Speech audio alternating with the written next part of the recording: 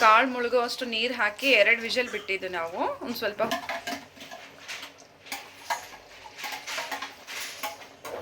ನಮಸ್ತೆ, TRP Indian ಕಿಚನ್ಗೆ ಸ್ವಾಗತ. ಇವತ್ತು ಬೆಳಿಗ್ಗೆ ಮಾಡ್ತಿರೋ ಅಂಥ ರೆಸಿಪಿ ಬಂದು ವೈಟ್ ಹಳಸಂದೆ ಕಾಳು ಮಸಾಲೆ. ಹಾಗೆ ಅನ್ನ ಮಾಡ್ಕೊತಾ ಇದ್ದೀವಿ. ಮಧ್ಯಾಹ್ನ ಬಾಕ್ಸಿಗೂ ಆಗುತ್ತೆ. ಈಗ ಬೆಳಿಗ್ಗೆ ನಾಷ್ಟಕ್ಕೂ ಇದು ಮಸಾಲೆ ಮಾಡಿಬಿಟ್ರೆ ಚಪಾತಿಗೆಲ್ಲ ಆಗುತ್ತೆ ಅಂತ ಹೇಳಿ ಮಾಡ್ತಿರೋದು. ಇವಾಗ ವೈಟ್ ಹಳಸಂದೆಗೆ ಸ್ವಲ್ಪ ಉಪ್ಪು ಹಾಕಿ ಇದು ವಿಷಲ್ ಬಿಟ್ಬಿಡೋಣ. ಇದು ಬಂದುಬಿಟ್ಟು ನೈಟ್ ಪೂರ್ತಿ ನೆನೆಸಿಟ್ಟಿದ್ದು. ನೈಟ್ ಒಂದು 8 ಗಂಟೆಗೆ ನೆನೆಸಿದ್ದು. ಈಗ ಬೆಳಗ್ಗೆ ಒಂದು 7 ಗಂಟೆಗೆ ನಾವು ಅಡುಗೆ ಮಾಡ್ತಿದ್ದೀವಿ. ಓಕೆನಾ? ಎಷ್ಟು ನೆನೆತದೋ ಅಷ್ಟು ಚೆನ್ನಾಗಿದು ಕಾಳು ಉಬ್ಬಿ ಬರುತ್ತೆ, ಬೇಗನೂ ಬೇಯುತ್ತೆ. 1 ವಿಷಲ್ಗೆಲ್ಲ ಬೇಗ ಬೆಂದೋಗುತ್ತೆ. ಒಂದು ಸ್ವಲ್ಪ ಉಪ್ಪು ಹಾಕಿ ಇದು ಕುಕ್ಕರ್ನಲ್ಲಿ 1 ವಿಷಲ್ ಬಿಟ್ಬಿಡೋಣ. ಈಗ ನೋಡ್ಬೋದು, ಇದನ್ನು ಹುರ್ಕೊಂಬಿಡೋಣ ಮಸಾಲೆಗೆ. ತೆಂಗಿನಕಾಯಿ, ಬೆಳ್ಳುಳ್ಳಿ, ಟೊಮೆಟೊ 3 ಟೊಮೆಟೊ, ಹಾಗೆ 2 ದೊಡ್ಡ ಗಾತ್ರದ ಟೊಮೆಟೊ, 2 ದೊಡ್ಡ ಗಾತ್ರದ ಈರುಳ್ಳಿ 2 ಅಲ್ಲ ದೊಡ್ಡ ಗಾತ್ರದ ಟೊಮೆಟೊ 3, ಒಂದು ಸ್ವಲ್ಪ ದೊಡ್ಡ ಗಾತ್ರದ ಈರುಳ್ಳಿ 2, ಹಾಗೆ 1 ಇಡೀ ಆಗೋಷ್ಟು ತೆಂಗಿನಕಾಯಿ, ಒಂದು 10 ಎಸಳು ಬೆಳ್ಳುಳ್ಳಿ. ಇದಿಷ್ಟು ಒಂದು ಸ್ವಲ್ಪ ಎಣ್ಣೆ ಹಾಕ್ಕೊಂಡು ಹುರ್ಕೊಂಬಿಡೋಣ ಬಾಣಲೆನಲ್ಲಿ. ಮಸಾಲೆ ಚೆನ್ನಾಗಿ ಬರುತ್ತೆ.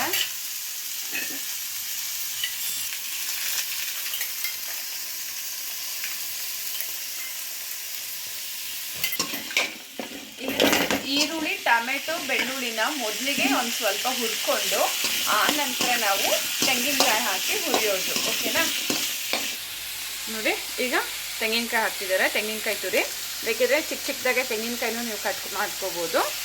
ಇದು ಬೇಗ ನುಣ್ಣಗೆ ಆಗಬೇಕು ಅಂದರೆ ಒಂದು ಸ್ವಲ್ಪ ಚೆನ್ನಾಗಿ ನುಣ್ಣಗಾಗಬೇಕಂತ ಹೇಳಿಬಿಟ್ಟು ನಾನು ತೆಂಗಿನಕಾಯಿ ತುರಿನ ಹಾಕ್ತಾಯಿದ್ದೀನಿ.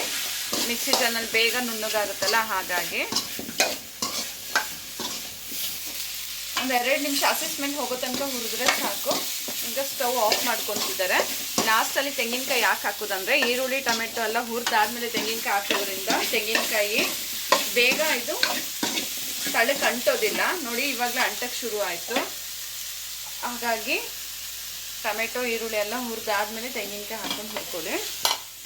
ಈಗ ತಟ್ಟೆನಲ್ಲಿ ಆರಕ್ಕೆ ಇಡ್ತಾ ಇದ್ದಾರೆ. ಮತ್ತು ಇದನ್ನು ಆರಿದ ಮೇಲೆ ರುಬ್ಕೊಂಬಿಡೋಣ.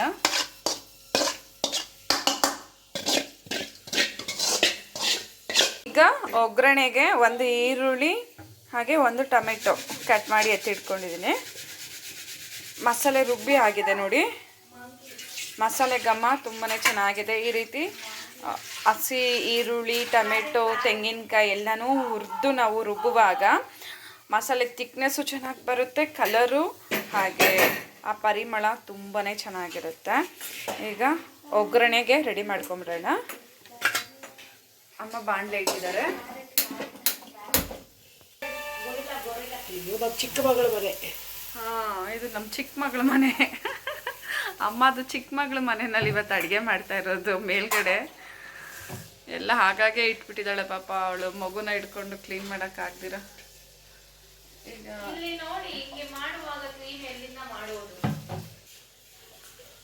ಈಗ ಎಣ್ಣೆ ಹಾಕಾಯ್ತು, ಈರುಳ್ಳಿ ಹಾಕೊತಿದ್ದಾರೆ.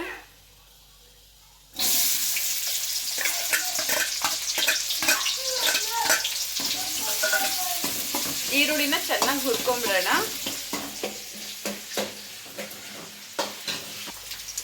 ಹಾಗೆ ಇನ್ನು ಟೊಮೆಟೊನು ಹಾಕೊಂಬಿಡೋಣ. ಈರುಳ್ಳಿ ಜೊತೆಗೆ ಚೆನ್ನಾಗಿ ಹುರ್ಕೊಂಬಿಡೋಣ ಟೊಮೆಟೊ, ಈರುಳ್ಳಿ.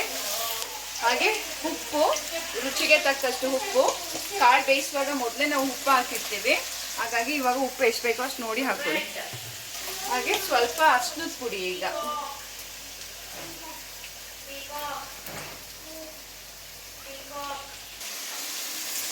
ನೋಡ್ಬೋದು, ಈರುಳ್ಳಿ ಟೊಮೆಟೊ ಸಾಫ್ಟ್ ಆಗ್ತಾ ಇದೆ. ಇವಾಗ ಎಲ್ಲ ಮಸಾಲೆನ ಎಣ್ಣೆಗೆ ಹಾಕ್ಬಿಡೋಣ. ಈರುಳ್ಳಿ ಟೊಮೆಟೊ ಜೊತೆಗೇನೆ ಚೆನ್ನಾಗಿ ಹುರ್ಕೊತಿದ್ದಾರೆ. ಈಗ ಖಾರದ ಪುಡಿ ಹಾಗೆ ಧನಿಯದ ಪುಡಿ, ಸ್ವಲ್ಪ ಗರಂ ಮಸಾಲ. ಈಗ ಸ್ವಲ್ಪ ಖಾರದ ಪುಡಿ ಹಾಕ್ಬಿಡೋಣ. ಖಾರಕ್ಕೆ ಎಷ್ಟು ಬೇಕೋ ಅಷ್ಟು ನೋಡಿ ಹಾಕ್ಕೊಳ್ಳಿ. ಮೆಣಸಿನ ಪುಡಿ. ಈ ರೀತಿ ನೀವು ಈರುಳ್ಳಿ ಟೊಮೆಟೊ ಜೊತೆನೇ ಹಾಕ್ಬಿಟ್ರೆ ಒಳ್ಳೆ ಕಲರ್ ಬರುತ್ತೆ ಎಣ್ಣೆನಲ್ಲಿ ಫ್ರೈ ಆದಾಗ ಮಸಾಲೆ. ಹಾಗೆ ಈಗ ಒಂದು ಸ್ವಲ್ಪ ಧನಿಯಾ ಪುಡಿನ ಹಾಕೊಂಡ್ಬಿಡೋಣ.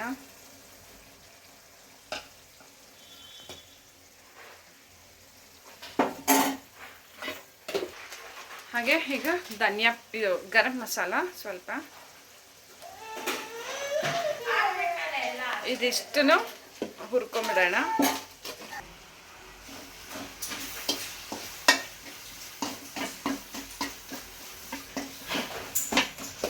ಈಗ ಇದು ಕುಕ್ಕರ್ ಓಪನ್ ಮಾಡಿದ್ರು ನೋಡಿ.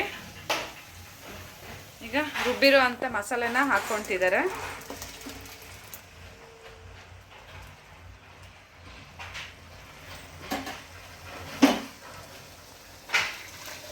ಕಾಳಲ್ಲಿ ಇರುವಂಥ ನೀರನ್ನೇ, ಬೇಯಿಸಿದಂಥ ನೀರನ್ನೇ ನೀವು ಬಳಸ್ಕೊಳ್ಳಿ. ಕಾಳು ನೋಡಿ ಚೆನ್ನಾಗಿ ಬೆಂದಿದೆ.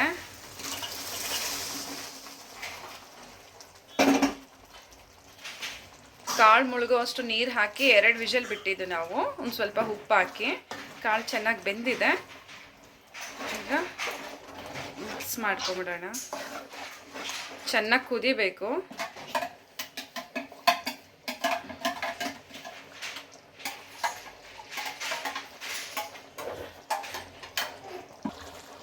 ಈಗ ಕಾಳು ಬೇಯಿಸಿದಂಥ ನೀರಿತ್ತಲ್ಲ ಅದನ್ನೇ ಹಾಕ್ಕೊತಾ ಇದ್ದೀವಿ. ಹಾಗೆ ನಿಮ್ಗೆ ಎಷ್ಟು ತಿಕ್ನೆಸ್ ಬೇಕೋ ಅಷ್ಟು ತಿಕ್ನೆಸ್ಗೆ ನೀವು ನೀರು ಹಾಕ್ಕೋಬೋದು. ಅಮ್ಮ ಇನ್ನೊಂದು ಸ್ವಲ್ಪ ನೀರು ಹಾಕ್ತಾಯಿದ್ದಾರೆ, ಒಂದು ಅರ್ಧ ಗ್ಲಾಸ್ ಆಗೋಷ್ಟು ನೀರು. ಈ ರೀತಿ ಮಿಕ್ಸ್ ಮಾಡಿದಾಗ ನಿಮ್ಗೆ ಗೊತ್ತಾಗುತ್ತೆ. ಇನ್ನೂ ಇದು ಕುದೀತಾ ಕುದೀತಾ ಗಟ್ಟಿ ಬರುತ್ತೆ, ಯಾಕಂದರೆ ತೆಂಗಿನಕಾಯಿ, ಟೊಮೆಟೊ, ಈರುಳ್ಳಿ ಎಲ್ಲ ರುಬ್ಬಿದ್ದೀವಲ್ಲ, ಹಾಗಾಗಿ. ನೋಡಿ, ಬಿಸಿ ಬಿಸಿ ಅನ್ನಕ್ಕೆ, ಚಪಾತಿಗೆ, ಮುದ್ದೆಗೆ, ದೋಸೆ, ಇಡ್ಲಿಗೆಲ್ಲ ತುಂಬ ಚೆನ್ನಾಗಿರುತ್ತೆ ಈ ರೀತಿ ಮಾಡ್ಕೊಂಬಿಟ್ರೆ.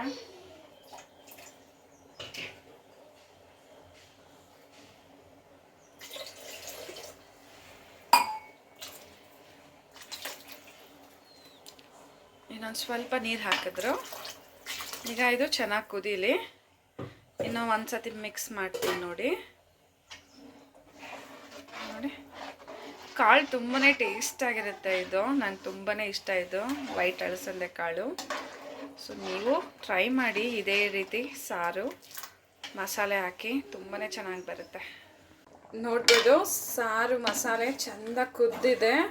ಅಲಸಂದೆ, ವೈಟ್ ಅಲಸಂದೆ ಕಾಳು ಮಸಾಲೆ ಸಾರು ಸೂಪರಾಗಿ ರೆಡಿಯಾಗಿದೆ. ಈಗ ನಾನು ಸ್ಟವ್ನ ಆಫ್ ಮಾಡ್ತಿದ್ದೀನಿ. ಹಾಗೆ ಈ ರೆಸಿಪಿ ನಿಮಗೆ ಇಷ್ಟ ಆಗಿದ್ದಲ್ಲಿ ಲೈಕ್ ಮಾಡಿ, ಶೇರ್ ಮಾಡಿ, ಕಮೆಂಟ್ ಮಾಡಿ. ಹಾಗೆ ನೀವು ಈ ಥರ ಸಾರನ್ನ ಮಾಡಿ ಟ್ರೈ ಮಾಡಿ. ಹಾಗೆ ಹೇಗೆ ಬಂತಂತ ಹೇಳಿ ಕಮೆಂಟ್ ಮಾಡೋದನ್ನ ಮರಿಬೇಡಿ. Thank you.